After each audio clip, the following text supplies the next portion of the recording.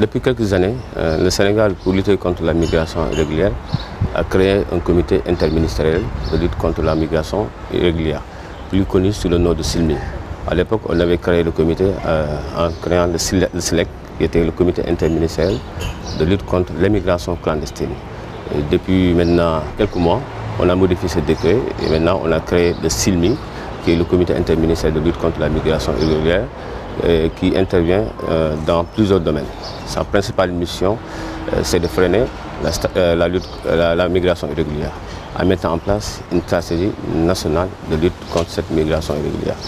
Et la stratégie a été inclusive, elle a pris en compte l'ensemble des parties prenantes qui participent à la lutte contre la migration irrégulière. Nous avons été inclusifs, nous avons eu une approche holistique. Nous sommes rapprochés de l'ensemble des acteurs qui participent à la lutte contre la migration irrégulière. Nous sommes partis faire une tournée nationale dans les différents pôles territoriaux.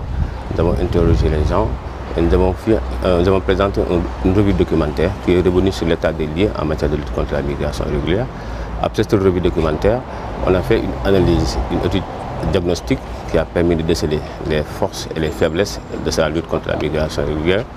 Et après cela, on a dégagé des axes stratégiques pour avoir une stratégie nationale qui est décennale avec un plan d'action triennal. Donc cette stratégie tourne autour de 5 axes qui reviennent sur la prévention contre la migration irrégulière avec plusieurs objectifs, mais aussi il y a l'autre axe qui parle de la répression. Quand on parle de migration, il faut réprimer ce qu'on appelle les convoyeurs, mais aussi et surtout ce que l'on appelle les trafiquants. Donc c'est pourquoi c'est un aspect essentiel dans la lutte contre la migration irrégulière, la répression. IPAR est un partenaire technique, mais aussi avec qui nous travaillons souvent dans ces questions de la migration.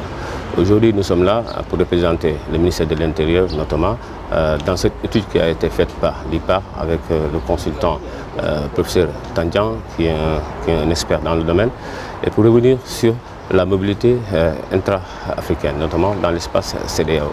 Vous savez que depuis 1979, nous avons un protocole de libre circulation des personnes et des biens. Mais ce principe, donc cela suppose qu'au sein de l'Afrique, il y a ce qu'on appelle le principe de l'Afrique de l'Ouest, le principe de cette liberté de circulation, de mobilité. Les gens peuvent aller s'établir et s'installer partout.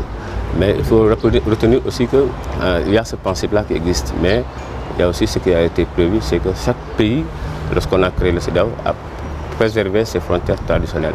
C'est pourquoi aujourd'hui, certains problèmes se posent quant à l'application de façon effective de ce protocole. Mais de toute façon, ce principe-là existe et les gens ont le droit de se déplacer et de s'installer partout sur l'espace africain. C'est pourquoi il a été prévu l'institution de la carte d'identité biométrique pour faciliter cette intégration. Mais aussi, surtout, les gens ont préconisé l'élimination des 90 jours pour faciliter cette liberté de circulation.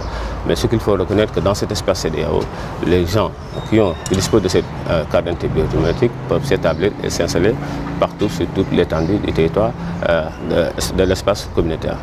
La stratégie nationale, comme vous le savez, elle est inclusive, elle prend en compte plusieurs aspects du domaine de la mobilité. Quand on dit lutter contre la migration irrégulière, il faut favoriser la migration légale, la migration sûre et ordonnée. Et pour faciliter cette migration légale, il faut faciliter cette intégration à l'espace CEDEAO.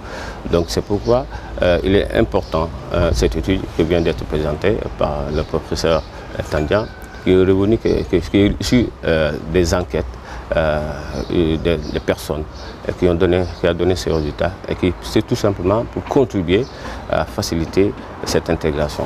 Donc nous, dans notre stratégie nationale, ce que l'on cherche aussi, à part lutter contre la répression, on va se prévenir la migration illégale en mettant l'accent sur une mobilité légale, sur une mobilité sud-sud. Je crois qu'elle est importante. C'est la mobilité la plus importante même dans l'espace